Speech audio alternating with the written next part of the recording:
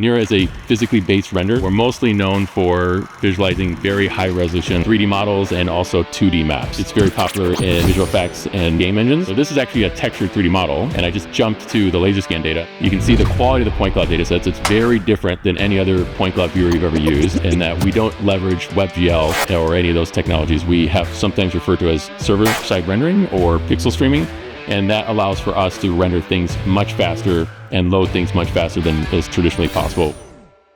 Hi everyone, I'm really excited to show you some new things we're working on at Nira. First, let me introduce myself. My name is Arash Keissami. I am one of the founders at Nira, and so I should probably mention what Nira is. I hope some of you are already familiar with Nira. We've been around for a few years now. We're mostly known for visualizing very high resolution 3D models and also 2D maps. So if you're creating really nice looking models like we have here, you'll be able to upload those and view them in a web browser on any device. I was actually planning to do this live, but I wasn't sure what the internet connection would be, and during the last couple of days I didn't have a lot of luck with my phone, so I figured let's just record it. I actually recorded this just last night, about a block away from here. So here we have a model. It's a City Hall building. You can see as we zoom in the detail that you can get. This was a combination of a laser scan plus drone photos captured in Indianapolis. So most of our customers are using a combination of laser scanners and drones, and sometimes even photos on the ground, and a wide variety of other devices to create these really nice 3D models.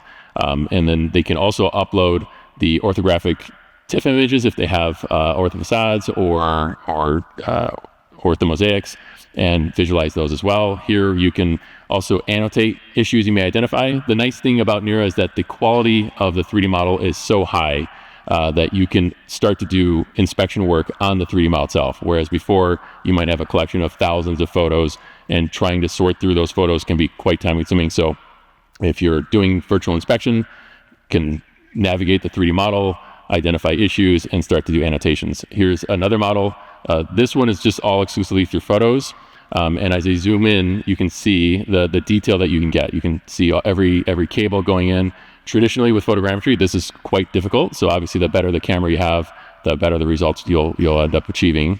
And again, here I'm navigating to the back, and the resolution is so high that you can actually start to see the serial numbers and the barcodes. And this is actually on the 3D model itself, so on the textured model. Here is another model from our friends at Overhead 4D. They do some of the most remarkable 3D data or captures and models you could ever imagine. And this is some kind of a tower. I'm not sure what kind of a tower this is, but yeah, a water tower. Okay, well, I know this was planning to be renovated into, I think you said a cafe, which is super cool. And you can see again the level of quality and detail. Some of the other types of tools within Nira allow for measurements, so you can see you can do volume measurements. Nira is unique in that it's the only tool that can do volume measurements indoors and also along a facade. So here is a capture done from the University of San Diego, or UC San Diego. I didn't get to it in time, but you can see that you can do erosion detection and measurements. In the theme of Back to the Future, we saw the car yesterday.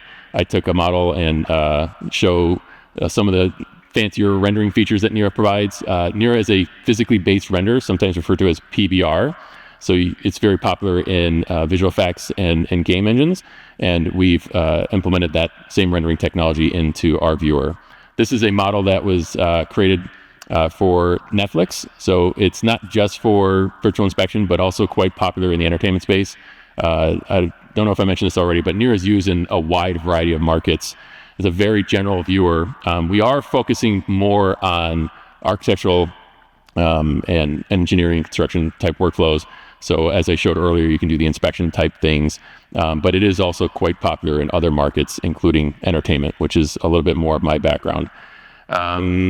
So yeah, that's actually why I'm here, is to showcase some of the engineering stuff. So the one thing I really am excited about to show you is something that we haven't really announced just yet, and that's laser scan data. So this is actually a textured 3D model, and I just jumped to the laser scan data. And one of the challenges with textured 3D models is that you can sometimes not reconstruct models that are very thin, transmission lines or stuff along those lines. And so we were continuously asked by our customers to add support for point cloud datasets. So it's been a long journey for us in terms of getting there, and we're still not done. Hopefully, maybe by the end of this month or next, we'll have added support for point cloud datasets. So in this example, I'm showing you can jump to the different bubble views. You can see the quality of the point cloud datasets. It's very different than any other point cloud viewer you've ever used. So if you have point cloud datasets, I presume the majority of you here do, I encourage you to check it out. So this is our first implementation.